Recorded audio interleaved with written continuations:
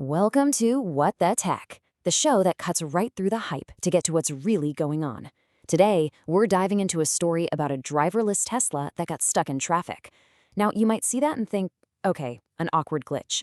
But what if I told you a deeper look suggests this isn't just a glitch, but a sign of a really dangerous game being played for investors? So, you see this headline, a driverless car gets stuck. Is it just an awkward, embarrassing moment for the company, or is it something more, a dangerous red flag? Look, the video of this Tesla Robotaxi getting stuck went viral, but the real story, the one we're digging into, isn't about a stalled car. This one little incident might just expose a huge, and I mean potentially dangerous flaw in Tesla's whole approach to self-driving. All right, Section 1, a robotaxi gets stuck. Let's really deconstruct this so-called awkward incident. So, picture this. Tesla's in Austin, Texas. They're giving a big promotional ride to a very important investor, trying to sell them on this amazing driverless future. Everything's looking great, and then, well, it's not. Okay, so here's the play-by-play of what went down. The car goes to make a left turn and just freezes right there in the middle of live traffic. So the safety monitor, who's sitting in the passenger seat, by the way, has to get out, walk around the car in traffic, hop into the driver's seat, and take over manually. I mean, if this is supposed to be a glimpse of the future, yeah, not a great look. All right, now let's talk about the illusion of autonomy, because here's where the story takes a sharp turn, The core argument we're looking at today is that this wasn't just some random tech glitch. No, this was a failure of a system that was built for one thing: appearances. It was a performance. And the big question is this real progress, or is it just a show that puts actual safety on the back burner? So what exactly is Tesla's robotaxi approach? Well, it's basically their consumer-grade full self-driving system, but with a twist. They have a company employee sitting in the passenger seat holding a kill switch. And you gotta admit, visually, it's a slick move. You look in the car and hey, there's nobody behind the wheel. It looks like the future is here. But does this setup actually make any sense from a safety point of view? Is it smart, or is it just for show? Now, things get really clear when you put Tesla's approach side by side with a competitor like Waymo. I mean, the difference is night and day. With Waymo, their cars are actually driverless, no human inside at all. But, and this is a huge but, they only operate in these very specific, tightly controlled areas called geofences. Tesla, on the other hand, they put a supervisor in the passenger seat and let it run on open public roads. The analysis we're looking at calls it what it is. One is safety first, the other seems to be optics first. And this quote just nails the central argument. It says, moving the supervisor from the driver's seat to the front passenger seat is purely for optics, to give the impression of progress, but it actually reduces safety. Just think about that for a second. The one thing they did to make the car look more futuristic is the very thing that makes it less safe. It's a total paradox. So let's break down why it's less safe. It's actually pretty simple. When the safety person is in the driver's seat, they can do anything a driver can do, right? They can steer, they can brake, they can hit the gas to get out of a dangerous spot. They have options. But from the passenger seat, all they have is a big red button, a kill switch. Their only move is to slam on the brakes, basically. And in a lot of tricky traffic situations, an emergency stop is the last thing you want to do. It could even cause an accident. Okay, so this all leads to the million-dollar question, right? If this whole setup is actually less safe, then why on earth are they doing it?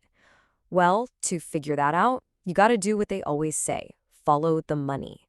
We need to ask, who is this whole performance really for? And get this, the key investor taking this test ride wasn't just some random person. It was someone from Ark Invest. Now, if you follow Wall Street, you know Ark. They are arguably the biggest, most vocal promoters of Tesla stock out there. And their entire financial case for Tesla, their whole argument for why it's worth so much, is massively dependent on this exact robotaxi technology succeeding. So just how dependent are we talking? Well, Ark has put a price target on Tesla of, wait for it, $2,600 a share. To put that in perspective, that would make Tesla by far the most valuable company on the entire planet. And that absolutely astronomical valuation, it's pretty much all built on one giant assumption, that Tesla's robotaxis are going to take over the world. Now, as you can probably imagine, a number that big has raised a few eyebrows. It's drawn a ton of skepticism. In fact, a top comment on the article we're pulling from really put it perfectly. They said something like, Do they think that every person on the planet will be using nothing but Tesla for transportation? It really highlights just how optimistic or maybe unrealistic that valuation seems to a lot of people.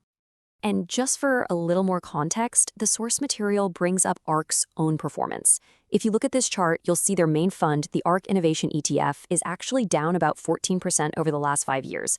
During that same time, the broader market, the S&P 500, is up almost 100%. So the analysis basically suggests that given this track record, maybe we should take their super bullish predictions with a grain of salt. So let's step back for a second and talk about why this is such a dangerous game. What are the real-world consequences of all this hype? Because this is way bigger than just one car getting stuck or one happy investor.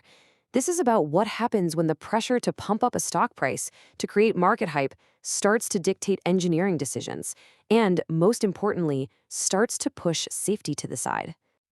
And that brings us to the core conclusion of the analysis, which is, honestly, pretty damning. It frames this whole incident not as some great engineering milestone, but as investor theater. That's a powerful phrase, right? It's the idea that this was just a show, a performance put on for shareholders, where telling a good story became more important than operational safety. And here's maybe the most telling piece of the puzzle. Just look at how Tesla operates in different states. In Texas, the law is a bit looser, and it allows for that supervisor to be in the passenger seat. So that's what Tesla does. They go for the optics approach. But over in California, the law is stricter. It says the supervisor has to be in the driver's seat. And what does Tesla do there? They follow the law and keep a driver at the wheel. The implication is pretty clear, right? The decision seems to be driven less by what's safest and more by what they can legally get away with to create the best impression. So after all that, what are the big takeaways? What should we remember from this whole thing? Well, a few things. First, making decisions just to have a cool demo is a huge trap. Just because something looks good doesn't mean it's ready for the real world. Second, when you start prioritizing PR over actually managing risk, you destroy trust. And that leads to the third point. Winning market share because of hype, not substance, isn't a strength, it's a liability. And finally, and this is the most important one, real, true progress isn't measured by cool illusions. It's measured by validated, proven safety, period. And all of this leaves us with a really critical question, one that goes way beyond just Tesla. For any of us who follow tech, who get excited about the future, how do we separate the real moonshots from a dangerous game of smoke and mirrors? When a company promises to change the world, how do we know if it's a genuine breakthrough or just a really, really good story? That's the question we all need to be asking.